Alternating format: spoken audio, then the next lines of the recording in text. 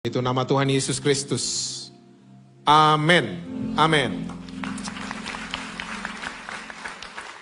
Silakan duduk. Saudara mau berdiri juga boleh. Boleh tepuk tangannya di extend buat tim Praise and Worship. Shalom saudara-saudara. Apa kabar semuanya? Semua masih baca Alkitab? Masih percaya Yesus? Jangan sampai enggak itu ya. Hal yang berharga. Hal yang teramat penting. Oke, kita buka sama-sama kitab Yohanes. Pasalnya yang ke-10. Ayatnya yang ke-10. Yohanes pasal yang ke-10. Ayatnya yang ke-10 Alkitab catat begini. Pencuri datang hanya untuk mencuri dan membunuh dan membinasakan. Aku datang supaya mereka mempunyai hidup dan mempunyainya dalam segala kelimpahan. Jelas Yesus katakan buat kita semua bahwa pencuri datang, kerjaannya mencuri, membunuh dan membinasakan. Tapi Yesus datang supaya saudara dan saya, kita semua mempunyai hidup dan memilikinya dalam segala kelimpahan. Nah, saya mau yakinkan saudara-saudara semua, percayalah, iblis gak akan pernah bisa bunuh saudara dan saya. Setuju saudara? Saudara jangan percaya yang di film-film horor itu bisa terjadi. Ada pisau terbang dari dapur gitu, terus nancep di badan kita, terus kita meninggal. Ya. Karena setan itu sama sekali tidak berdaulat atas kehidupan saudara dan saya. Yang berdaulat cuma satu, Tuhan Yesus. Jadi setan itu nggak bisa bunuh kita. Nah sekarang pertanyaannya adalah, kalau begitu apa yang dicuri, apa yang dibunuh, dan apa yang dibinasakan? Saya percaya saudara kalau nonton berita, dan ada berita tentang pencuri, saya percaya semua saudara sudah tahu. Pencuri kalau masuk ke sebuah rumah, target utama pencuri itu apa saudara? Gak pernah ada berita, pencuri masuk ke sebuah rumah, cuma numpang masak Indomie. Gak ada. Pencuri masuk ke sebuah rumah, cuma ambil sendal jepit. Gak ada. Target utama pencuri selalu adalah barang-barang yang valuable. Barang-barang yang berharga, perhiasan, uang, dan lain sebagainya. Itu yang selalu menjadi target utamanya pencuri. Nah, siang hari ini kita harus mulai bertanya, selama ini yang berharga buat saya itu apa sebenarnya? Karena banyak orang Kristen saya suka ketemu, mereka punya jawaban beragam. Banyak orang Kristen punya jawaban, yang berharga buat saya tuh karir saya, Pak. Yang berharga buat saya tuh my family. Yang berharga buat saya adalah usaha saya, Pak. Pelayanan saya, Pak. Dan seterusnya. Nah, saya mau yakinkan saudara-saudara semua, sebenarnya yang paling berharga buat kehidupan saudara dan saya adalah hal yang namanya kasih karunia Tuhan. Yang amin cuma satu kan?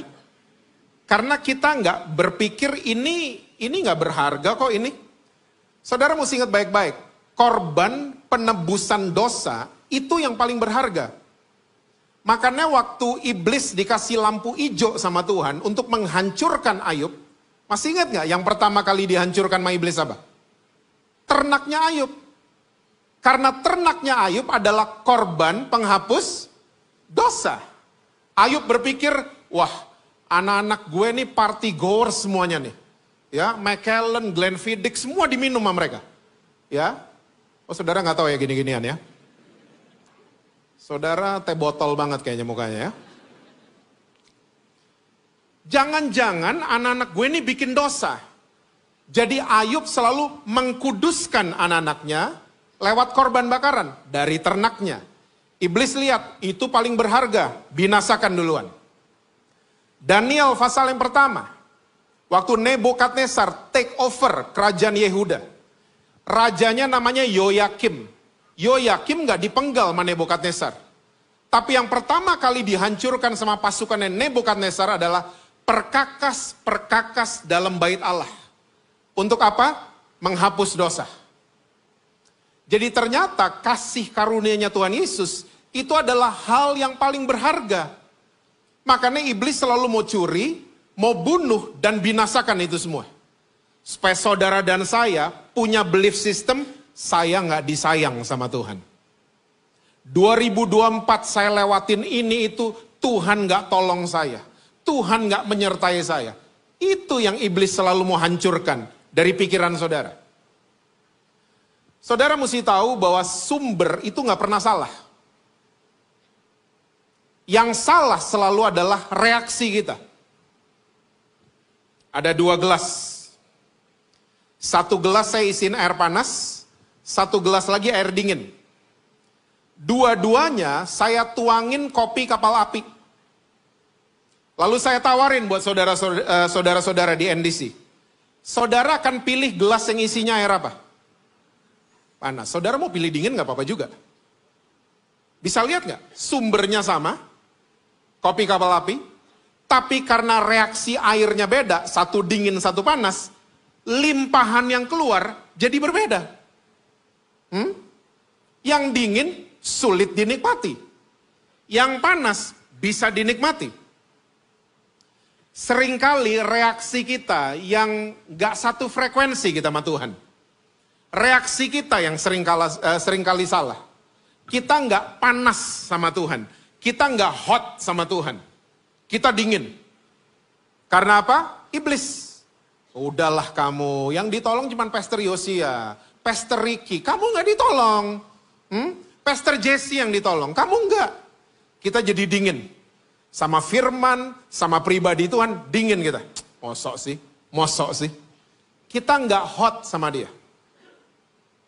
Akhirnya apa yang terjadi?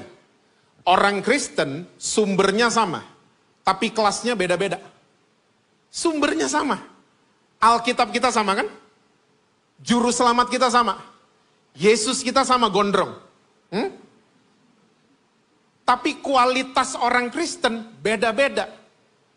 Saya ngelihat orang Kristen persis banget sama liga sepak bola. Saya senang banget sama liga Inggris, Italia sama sedikit Spanyol. Ya, puji Tuhan ya, Arsenal menang tadi malam. Di TV saya. Liga sepak bola di sebuah negara. Kalau mau mulai 20-20 kesebelasan punya niat yang sama. Apa niat mereka? Semua mau menang, semua mau jadi juara. Oke? Waktu baru mau mulai. Nah, waktu sudah setengah kompetisi. Satu klasmen tersebut bisa dibagi jadi 3 kelas kan? Papan atas, papan tengah, papan bawah. Kesebelasan di papan atas, niatnya masih sama. Pengen menang, pengen jadi juara. Tapi fokusnya mereka beda. Fokusnya mereka, kami mau menang, supaya kami bisa lolos ke liga berikutnya yang lebih besar, Liga Eropa. Itu fokusnya mereka. Nah, kesebelasan di papan tengah, niatnya masih sama, pengen menang. Tapi mereka fokusnya bertahan aja di sini. Supaya kita nggak turun ke papan bawah, bertahan aja. Makanya kalau papan tengah sepak bola lagi main, saya tuh males nonton. Karena apa? 0-0, peluk-pelukan. Tuker-tukeran jersey. Padahal nggak ada apa-apa yang untuk diselebrate. Cuman seri. Kesebelasan papan bawah. Niatnya masih sama, pengen menang. Makanya suka ada keajaiban kan? Papan bawah ngalahin yang atas. Karena niatnya masih tetap sama, pengen menang. Tapi fokusnya mereka beda kan? Tengah sama atas. Fokusnya mereka kita menang supaya tidak degradasi ke seri B. Sama orang Kristen. Sumber kita sama. Alkitab kita sama. Juru selamat kita sama. Tapi mental kita beda semua. Karena apa? Reaksi kita. Belief system yang salah akan mengeluarkan reaksi yang salah juga. Banyak orang Kristen mentalnya papan atas. masalah bertubi-tubi datang, tapi dia ngomong gini, saya akan keluar jadi juaranya. Karena saya percaya Tuhan Yesus bersama-sama dengan saya. Mentalnya mental juara. Tapi ada orang Kristen yang mentalnya udah papan tengah. Seri-seri sama iblis gak apa-apa lah. Hari ini saya kalah, besok saya kalahin kamu pasti ya. Gak apa-apa. Lalu ada orang Kristen yang mentalnya udah papan bawah. Ya, sekali-kali doang menang bisa datang kebaktian.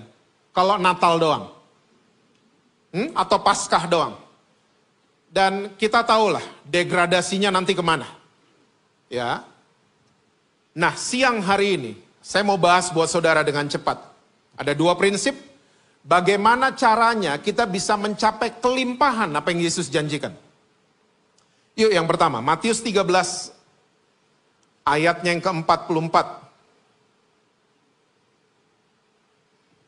Matius 13,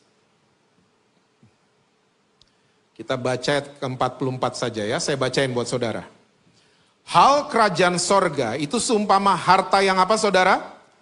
Terpendam di ladang yang ditemukan orang lalu dipendamkannya lagi. Oleh sebab sukacitanya pergilah ia menjual seluruh miliknya lalu membeli ladang itu.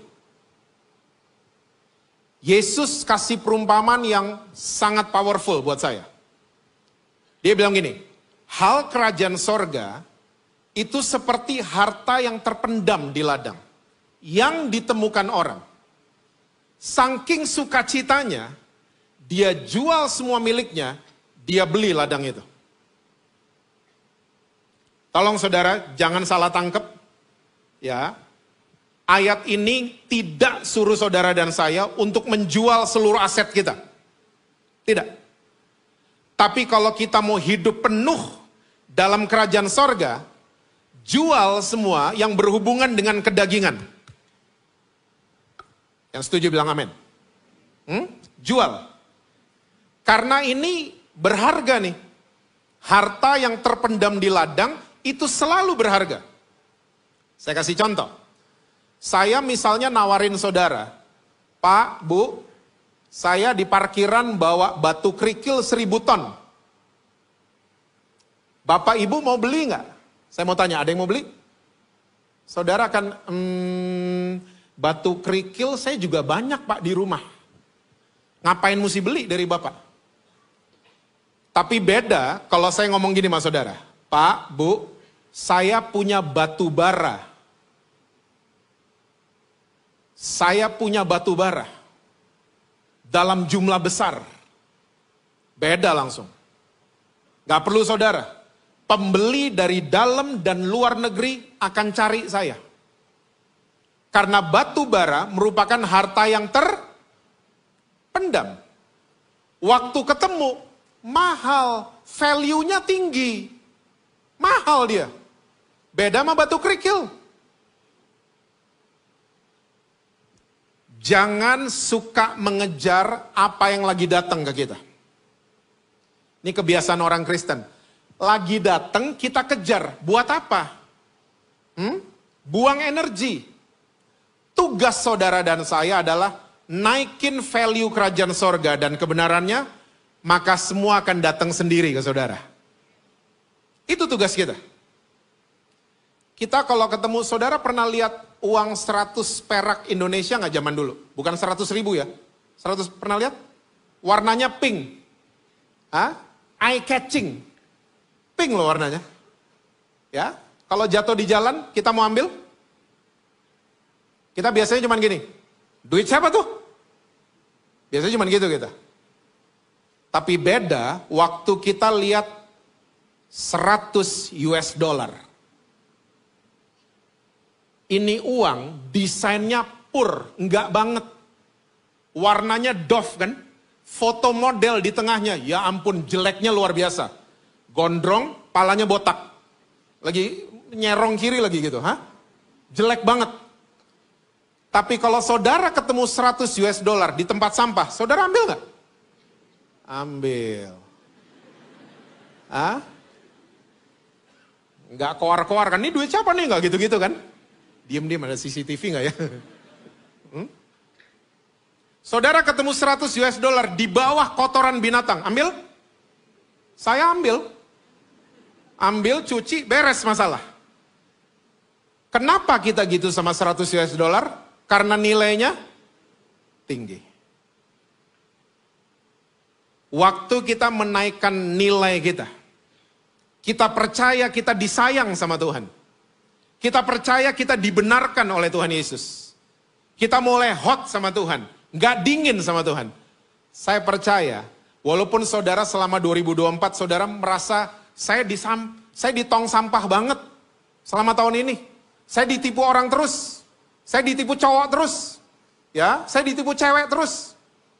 Walaupun saudara-saudara lagi merasa di tempat yang gak enak buat saudara. Don't worry. Naikkan value kerajaan sorga. Nanti semua yang luar biasa akan jemput saudara. Amin saudara. Semua hal yang luar biasa akan datengin saudara. Makanya jangan suka mengejar apa yang lagi datang. Tugas kita adalah menaikkan value kerajaan sorga dan kebenarannya. Dia seperti harta yang terpendam. Waktu kita miliki, nilai kita jadi tinggi. Orang nyari kita. Amin, saudara? Yang kedua, Kolose 2. Prinsip yang kedua. Kolose 2 ayat yang kedua dan ayat yang ketiga. Kolose 2 ayat 2 dan 3. Supaya hati mereka terhibur dan mereka bersatu dalam kasih, sehingga mereka memperoleh segala kekayaan dan keyakinan pengertian, dan mengenal apa saudara? Rahasia Allah yaitu Kristus. Sebab di dalam dialah tersembunyi segala harta hikmat dan pengetahuan. Seorang penambang batu bara, seorang penambang minyak, waktu dia ketemu barang tambang ini, batu bara dan minyak, dia nggak stop sampai di situ. The next step, dia mesti cari tahu rahasia yang terkandung di barang temuannya. Karena kalori batu bara beda-beda. Oktan minyak beda-beda. Dia mesti cari tahu rahasia yang terkandung ya di harta terpendam temuannya. Nah sama, makanya Rasul Paulus bilang, ya, di dalam dialah tersembunyi segala harta hikmat dan pengetahuan. Saudara jangan pernah berpikir bahwa harta itu uang. Yang paling penting hikmat dan pengetahuan untuk bisa mengelola uang. Betul? Punya uang, gak punya hikmat, sama juga bohong. Dan saya mau tanya sama saudara. Orang kalau tahu rahasia, biasanya dia siapa? Orang jauh atau orang dekat? Dekat. Dan orang yang tahu rahasia adalah orang-orang yang bisa dipercaya. Tuhan juga sama. Tuhan akan beberin rahasia kerajaan sorga. Dia akan kasih hikmat dan pengetahuan sama anak-anaknya yang dekat dan bisa dipercaya sama dia. Kita mulai dari kedekatan dulu ya. Tuhan itu punya dua intuisi. Pikiran dan perasaan. Kuat sekali dalam pribadinya Tuhan. Jadi waktu Tuhan ciptakan manusia, dibagi dua intuisinya dia. Pikiran dikasih ke pria, perasaan dikasih ke perempuan. Ya. Pria tertarik dengan lawan jenis selalu lewat mata. Betul kaum pria? Kok belaga nggak tahu? Perlu diperjelas. Hah? Pria lihat rok mini langsung noleh. Set. Belaga nggak tahu. Pindah saya, pindah. Pindah sini. Pria tuh kayak begitu. Ya, makanya kaum pria be careful dengan apa saja yang kita lihat. Nah, kaum wanita, perempuan beda sama pria.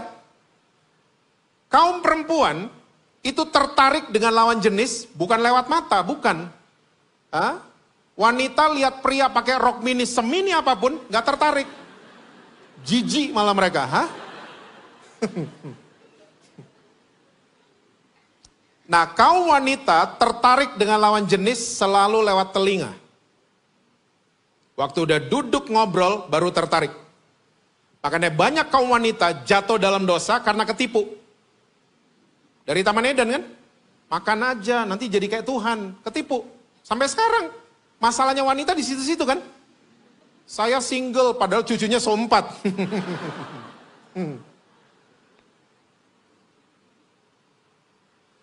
Nah, untuk saudara yang mau berpacaran atau anak-anak saudara, saudara mau ajarin tentang prinsip berpacaran.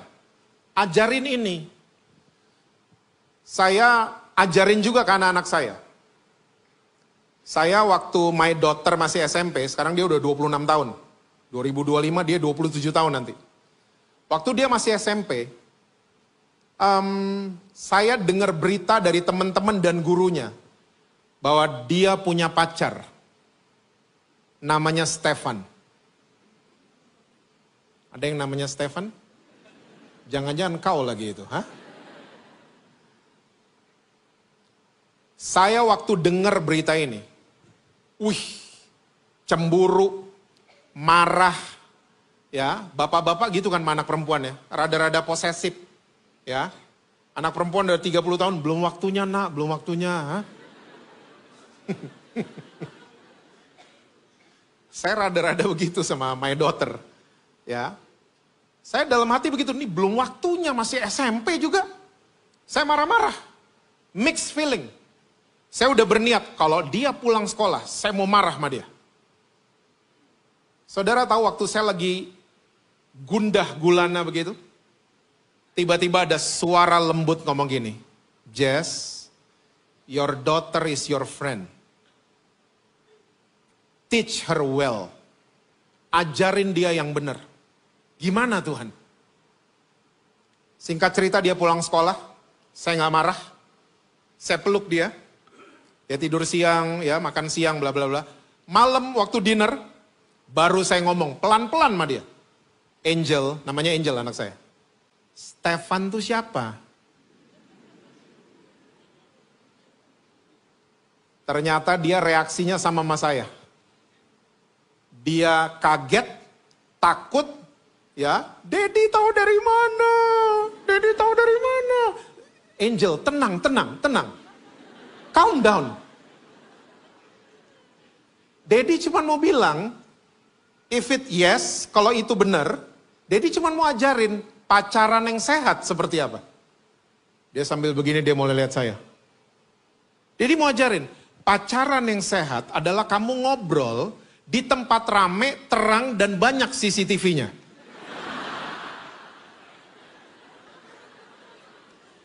Setuju? Oh, yang sini setuju ya. Sini.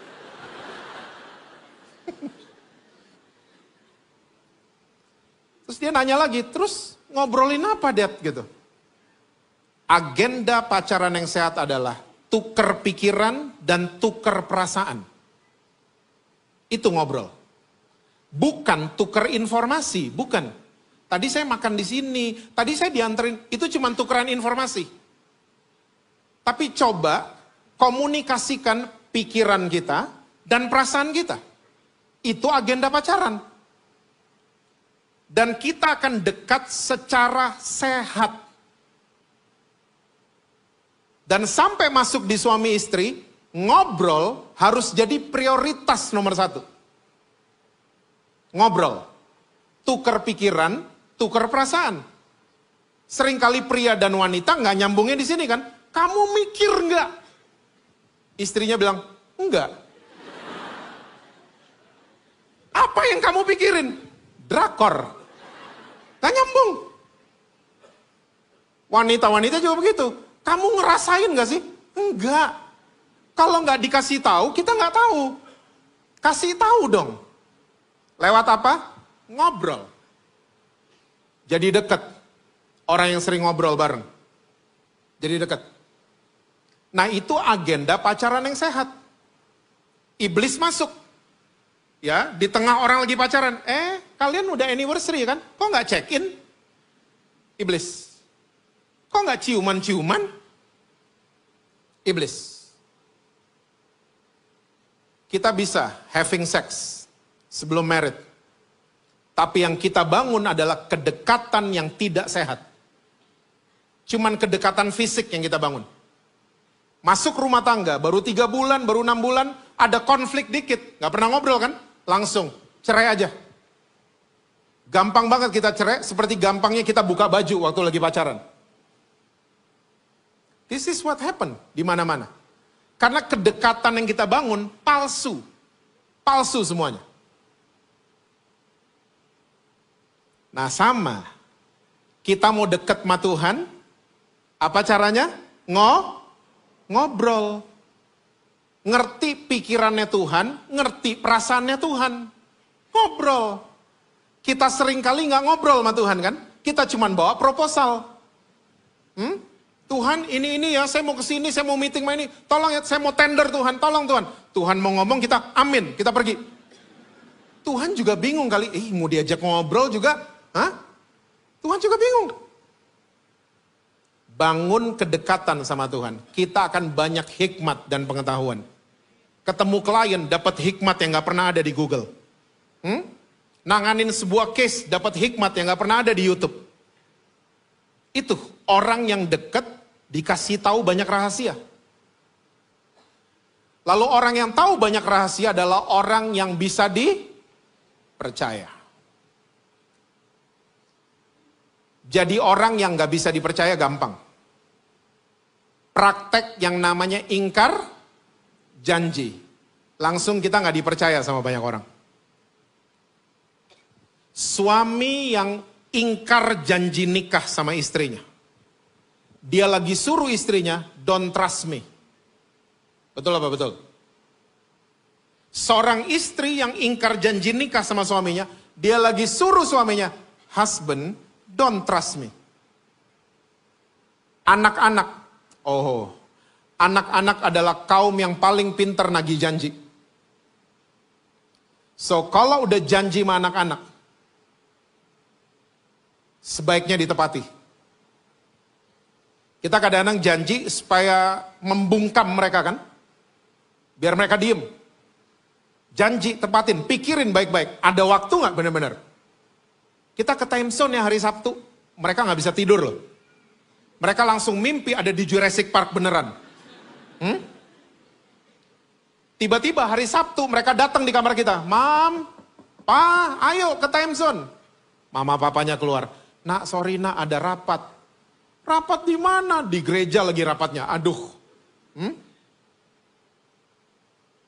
Kita lagi ngajarin dia apa? Jangan percaya mama sama papa. Jangan percaya sama kita. Jadi kalau dia gede, dia nggak percaya sama orang tua, jangan salahin dia. Kita yang ngajarin.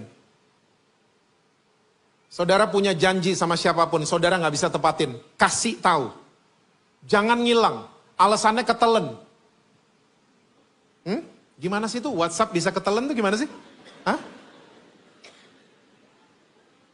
Kok belum transfer? Aduh sorry ketelen. Kok ketelen sih? Saudara telat bayar kredit card, orang banknya telepon. Jangan bikin kesalahan yang sama. Mbak bilang mbak saya nggak ada. Hadapin. Kasih tahu kenapa terlambat. Kasih tahu. Itu akan menentukan value kita. Jadi orang yang bisa dipercaya atau tidak. Delivery terlambat. Kasih tahu orangnya. Jangan ngilang. Kasih tahu. Saya percaya waktu saudara mulai menjalankan prinsip-prinsip seperti ini. Saudara nggak perlu banyak ngomong. Ya, tapi kita terkoneksi dengan sumber kita. Saya percaya limpahan yang keluar dari saudara akan memberkati kehidupan orang lain. Ini udah model konseling saya. In the past 7 years. Saya konselingin orang, udah nggak ngajar-ngajarin mereka, enggak. Ya, hari ini yuk kita baca Matius 7 ya. Hari ini doa puasa ya. Kamu ikut doa pagi ya sama saya. Saya nggak gitu-gitu sama mereka. Saya modelnya sekarang adalah pendampingan. Saya cuma temenin mereka. Orang gereja yang lagi merasa saya perlu disiplin, kayaknya saya nggak pantas saya naik panggung. Bukan dikeluarin loh dari gereja, ditemenin nggak? Oke, kamu didisiplin, But mulai besok kalau kamu ngopinya sama saya. Saya akan temenin kamu. In your difficult times, saya akan temenin kamu. Saya udah ketemu seorang yang sudah mau operasi kelamin, ganti kelamin. Dia waktu datang ke rumah, satu rumah gak ada yang bisa kerja. Karena cantiknya luar biasa. Nih ibu-ibu yang datang pagi hari ini lewat semua. Cantik banget. Ternyata dia laki. Pas ngomong baru ketahuan, halo pak, ih laki.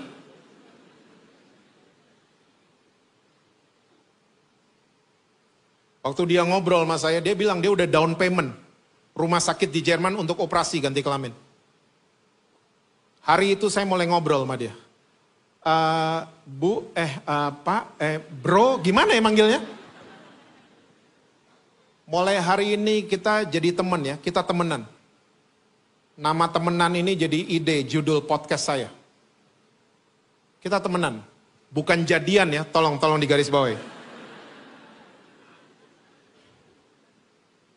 Kita temenan. 7 bulan saya makan hati, saudara. Karena dia kalau ketemu maunya di mall.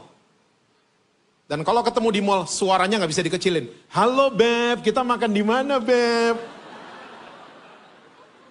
Saya behave. Gak bisa. Setelannya emang gitu kan? Orang-orang gak liatin dia, liatin saya. Itu pacarnya pasti itu tuh, ha? Duduk di restoran, the same thing happen. Suaranya gak bisa dikecilin. Kamu mau pesen apa gitu. Semua noleh ke kita. 7 bulan saya makan hati. Wish. Dan selama 7 bulan saya cuma dampingin orang ini. Yuk kita buka sama-sama. Yuk kita nyanyi lagu. Di bulan ke-7, in that morning, saya gak akan lupa. Dia telepon saya, Jess, gue baru batalin rumah sakit di Jerman. Mau kenapa? Gak jadi ke Jerman. Gue percaya hari ini gue adalah pria normal yang diciptakan oleh Tuhan Yesus.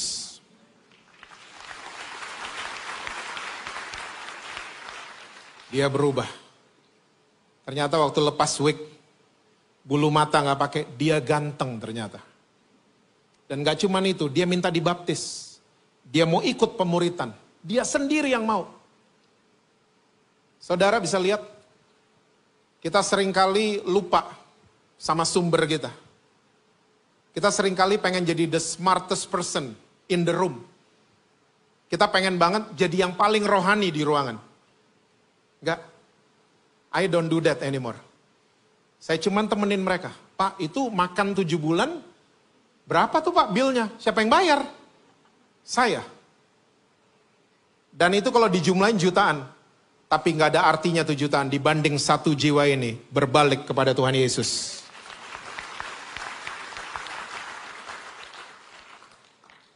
Terkoneksi dengan sumber akan membuat limpahan yang keluar dari saudara. Orang-orang bisa lihat, wow, ini orang ya penampilannya gitu sih. Tapi saya bisa ngerasain, saya disayang sama Tuhan lewat orang ini. Saya bisa lihat kasihnya Tuhan Yesus lewat orang ini.